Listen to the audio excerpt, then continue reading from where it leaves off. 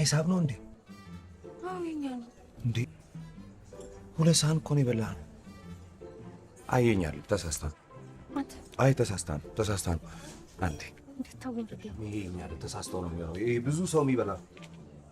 አቤት ይቅርታ ተሳስተሽ የሌላ ሰው ሂሳብ ነው ያመጣሽልን። የኛ ሂሳብ ሁለቱ ሳህን ነው የኛው ነው። አረ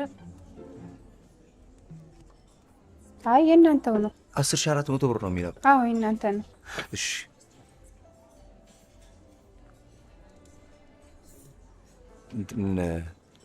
ማኔጀሩን ላውራው። እሺ ይሄ የኛ ሂሳብ አለ። ለምን እንደዚህ አይነት ቦታ ይዘሽኝ መጣሽ? ራት ልጋብዝሻል ግን እሺ የመጣው እኔ ነኝ ለካ ቦታ ምረጭ ያልኩሽ።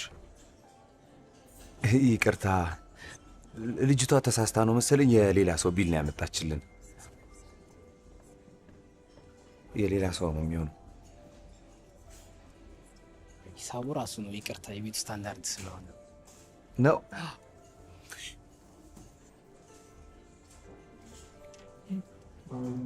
እሺ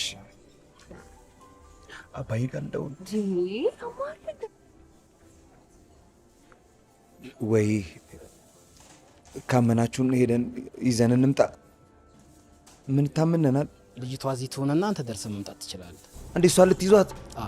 ለዚህ ለሁለት ምግብ ነው። እሷንማ አትይዟትም። ይኸው ከፈለክ የፈለከውን እሰጥሃለሁ። አንተ ትርፍ የምትለውን ነገር ከዚህ ላይ አውጥተህ ትመልስልኛለህ። ይኸው ይሄንንም ስልኬንም አለ የኛውንም ትይዛለች። እሷን አትይዟትም።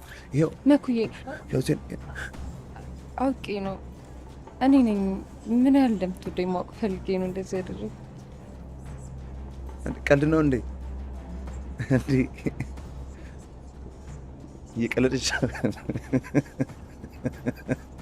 እሺ ታዲያ መጀመሪያ ትነግሪኝም? እኔ እኮ ሙሉ የምርሽን እኮ መስሎኝ እኮ ልሰጠው ነበር።